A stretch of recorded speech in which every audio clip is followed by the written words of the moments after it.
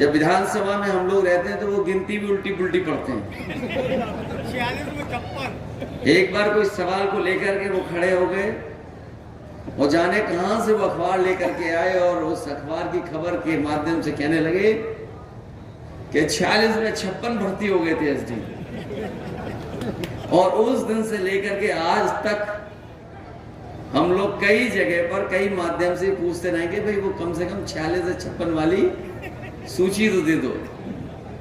और अभी पता नहीं क्या भाषण दे के गए जो प्रसाद को चूरन समझते हैं। बताओ,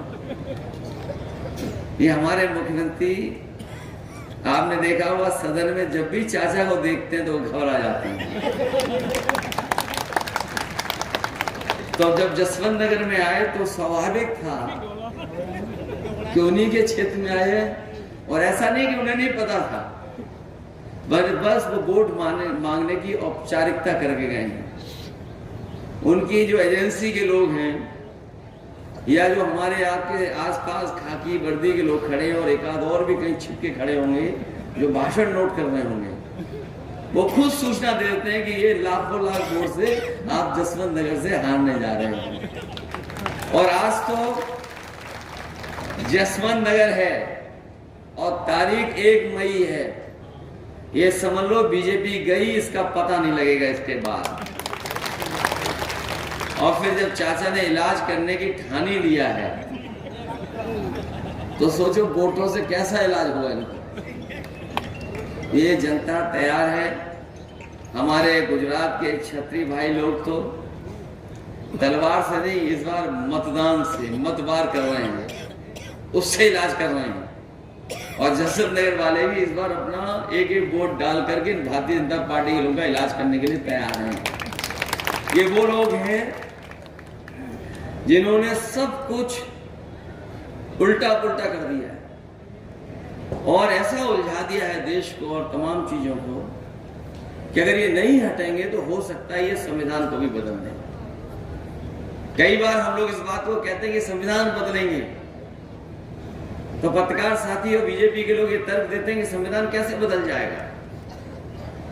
मैं उनसे जवाब में कहता हूं कि याद कीजिए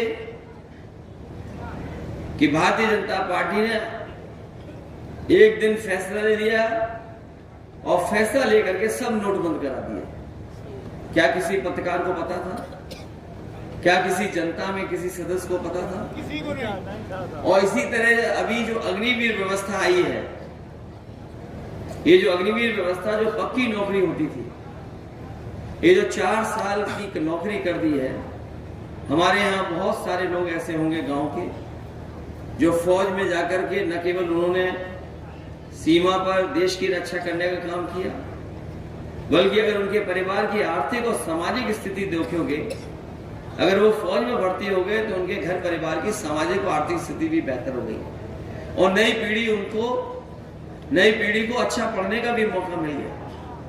जब ये जानकारी बीजेपी को हो गई कि गांव के बच्चों की जो पढ़ाई लिखाई वो बेहतर हो गई, फौज में जो लोग भर्ती हो जाते हैं उनका सामाजिक आर्थिक रूप से वो मजबूत हो जाते हैं, तो उन्होंने ये फैसला लिया कि अब पक्की नौकरी नहीं, अग्निवीर के माध्यम से ही नौकरी मिलेगी।